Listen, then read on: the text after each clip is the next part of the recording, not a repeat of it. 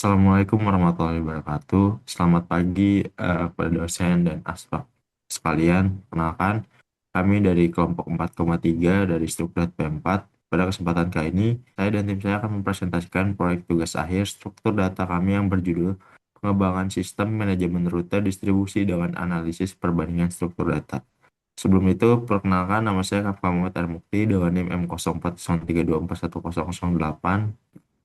Saya Rehan Fikri Ramadan dengan NIM M0403241036. Saya Muhammad Amar Rizky dengan NIM M0403241088. Saya Ova Rafli Sofwan Pasha dengan NIM M0403241113. Masuki bab satu atau latar belakang dalam industri logistik sendiri yang kian berkembang pesat, efisiensi pengelolaan data rute distribusi merupakan hal yang krusial. Pendekatan konvensional atau struktur data linear sederhana akan menghadapi tiga masalah komputasional utama saat volume data membengkak. Yang pertama, pencarian rute menjadi lambat dengan kompleksitas waktu ON. Kedua, struktur data linear statis sangat kaku, sehingga operasi modifikasi jaringan seperti insert atau delete lokasi bisa membebani kinerja proses pergeseran elemen memori. Ketiga, alokasi ruang memori menjadi tidak efisien jika salah memilih representasi relasi. Oleh karena itu, proyek ini dirancang untuk membangun sistem manajemen rute berbasis graf untuk menganalisis perbandingan performa operasi dasar CRUD dan efisiensi memori antara dua representasi, serta mengintegrasikan algoritma Dijkstrak untuk menemukan rute tercepat secara otomatis. Nah, selanjutnya, berdasarkan latar belakang tadi, fokus rumusan masalah dan tujuan proyek kami adalah mengukur dan menganalisis performa komputasi, baik dari segi waktu mau eksekusi maupun penggunaan memori RAM antara adjacency list dan adjacency matrix dalam menangani operasi CRUD dan pencarian rute Dijkstra. Kami menetapkan 4 poin penting, yaitu pertama, lokasi dipresentasikan secara matematis melalui relasi data graf asal, tujuan, dan bobot jarak. Dua, penentuan rute tercepat murni menggunakan algoritma Dijkstrak. Dan ketiga, pengujian berfokus pada efisiensi komputasi di memori belakang. Dan keempat, kita ingin melihat bagaimana pengaruh eskalasi atau pertumbuhan skala data secara masif terhadap kedua struktur data tersebut. Nah, sekarang kita masuk ke bab 2, landasan teori. Untuk memodelkan jaringan distribusi ini, graf adalah struktur data yang paling ideal, di mana node sebagai lokasi dan X sebagai rute beserta bobot jaraknya. Kami membandingkan dua pendekatan representasi. Yang pertama itu agency list. Struktur ini menyimpan graf secara dinamis menggunakan vektor untuk daftar tetangga yang terhubung. Nah, sedangkan ada agency kedua ada agency matrix. Jadi struktur ini menggunakan array dua dimensi berukuran V kali V. Nah, di atas kedua representasi ini kami mengimplementasikan algoritma Dijkstrak. Algoritma ini bekerja dengan prinsip greedy, yaitu membandingkan akumulasi bobot jarak minimal untuk menemukan jalur terpendek dari titik asal ke tujuan secara optimal. Nah, secara teori, tabel pada slide ini menunjukkan trade-off atau kompleksitas waktu dan ruang yang kontras. Pada operasi pencarian dan penambahan, adjacency matrix diunggulkan oleh akses langsung, yaitu Big O1. Namun dari aspek ruang, agency list jauh lebih efisien, yaitu Big O V tambah E, karena tidak membuang memori untuk menyimpan sel kosong bernilai nol seperti agency matrix yang Big O V pangkat 2. Nah, gitu aja penjelasan dari bab satu dan bab 2. Slide berikutnya akan dijelaskan oleh teman saya. Oke, masuk ke bab 3 yaitu desain sistem dan metodologi. Kita ke arsitektur program terlebih dahulu. Nah, di sini kita punya 4 lapisan. Yang pertama adalah lapisan data, yaitu file CSV. Lalu lapisan struktur data, yaitu root manager sebagai adjacency list, dan matrix manager, yaitu adjacency matrix. Lalu ada lapisan kontrol, yaitu algoritma Dijkstra. Dan yang terakhir adalah lapisan presentasi, yaitu CLI interaktif menu 1 sampai 10. Untuk dua struktur data yang dibandingkan, di sini ada adjacency list, yang mana dia lebih hemat memori, tetapi hanya bisa menyimpan rute yang ada.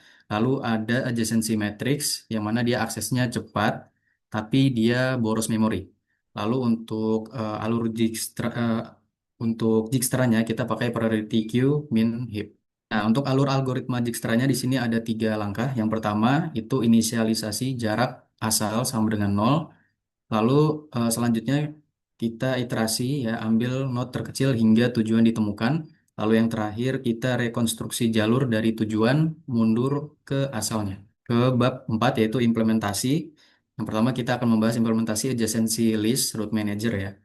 Oke, jadi di sini untuk kompleksitas operasinya, insert itu O log n, insert rute O log n juga, lalu insert rute O log n plus degree, lalu yang terakhir delete lokasi, itu O n kali D karena cascade delete. Lanjut ke adjacency matrix, di sini untuk kompleksitasnya, untuk insert rute dia O n, insert lokasi dia O n, insert rute dan search rute dia O satu keduanya, lalu yang terakhir delete lokasi dia O n kuadrat. Ke implementasi Dijkstra dan perbedaan traversal. Nah, di sini list hanya iterasi ke tetangga yang ada saja. Sedangkan kalau matriks dia iterasi ke semua kolom. Nah, yang terakhir adalah file input output dan juga modul pendukung. Nah, di sini ada file CSV yang mana di sini ada lokasi TXT dan juga rute TXT.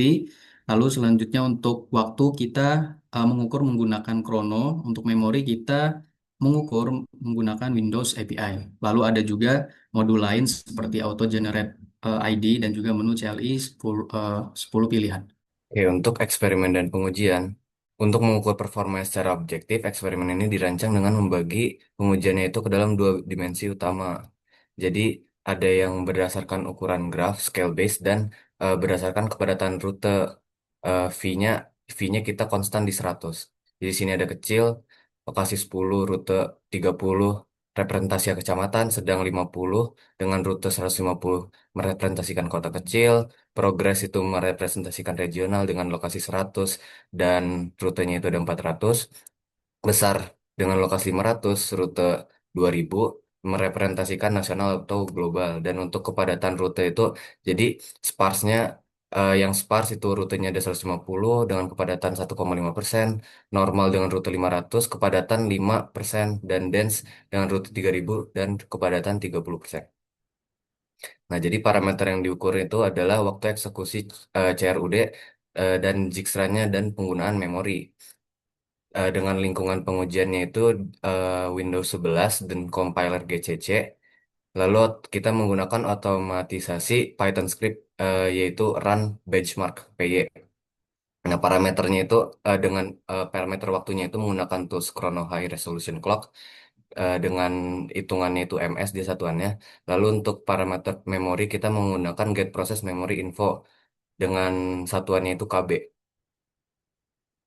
Nah, lanjut. Jadi, untuk mereplikasi eksperimennya itu, pertama kita membuat juga otomatisasi dengan Python script untuk generate data-data yang di sini, skenario-skenario data. Kita generate all data, lalu kita kompilasikan aplikasinya, rute manager dan rute manager yang matrix.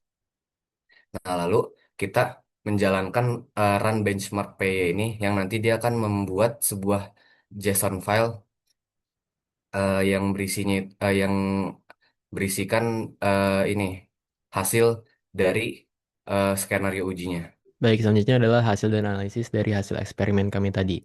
Untuk yang pertama ini ada perbandingan performa berdasarkan skala ukuran graf.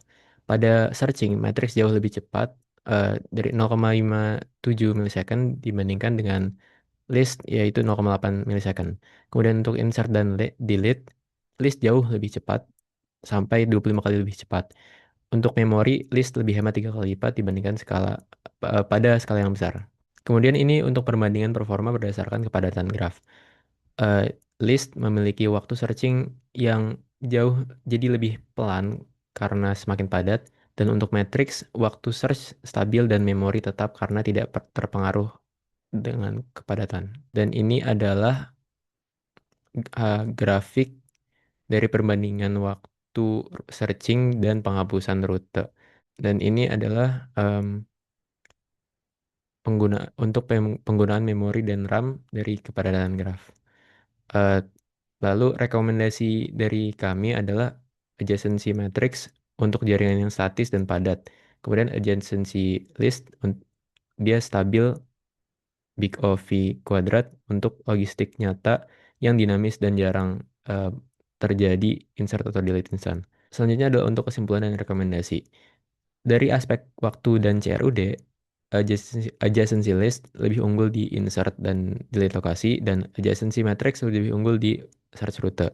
Untuk memori, adjacency list lebih hemat, dan adjacency matrix lebih boros, tapi stabil pada yang padat. Pada eh, proyek kali ini, struktur data yang paling optimal yang kami dapat simpulkan adalah adjacency list. Karena seperti yang dibilang tadi, eh, jaringan logistik nyata bersifat dinamis dan sparse. Jadi list ini jauh lebih realistis untuk skala industri. Dan kemudian saran untuk pengembangan lanjutan ini. Eh, Pertama di sini kami menggunakan map dan ini bisa diganti dengan menggunakan unordered map sehingga akses bisa menjadi Big O1 dari yang Big O log N. Dan bisa juga diimplementasikan graf hibrida. Jadi untuk graf yang padat menggunakan matriks, sedangkan untuk area yang jarang menggunakan list untuk tercapai keseimbangan kecepatan dan memori. Baik, selanjutnya adalah eh, demo dari Raihan Fikri. Oke, jadi kita kan ada dua aplikasi, Rute Manager Matrix yang menggunakan Matrix dan Rute Manager eh, yang biasa yang menggunakan agency list dan dua-duanya itu sama CLI menunya, interaksinya. Jadi kita pakai yang Matrix sini, jadi langsung saja kita run. Nah, jadi kita dihadapkan oleh 10 pilihan di sini. Jadi untuk insert lokasi, langsung saja kita coba insert lokasi. Nah, kita bisa buat lokasi baru dengan namanya itu misalnya lalu tipenya tujuan. Nah, di sini dia akan membuat lokasi baru. Kalau misalnya kita lihat ditampilkan semua lokasi, di sini akan ada lokasi baru. Sebelumnya ini tidak ada. Nah, jadi kalau misalnya kita insert rute baru juga sama. Kita lihat dulu semua rute yang ada. Jadi total 30 rute, kita bisa buat rute baru. Asalnya kita ambil dari ID-nya. Jadi misalnya asalnya dari L010. Kita buat tujuan baru ke L004. Jaraknya misalnya 0,2 km. Nah, dia akan menambah rute baru. Kalau kita lihat di semua rute, dia akan jadi ada 31 rute, jadi ada L10 ke L004. Nah, lalu untuk update lokasi, ini hanya untuk mengubah namanya atau mengubah tipenya. Misal lokasi yang diupdate itu kita ambil juga ininya, ID-nya. Sebelumnya ID-nya itu L012.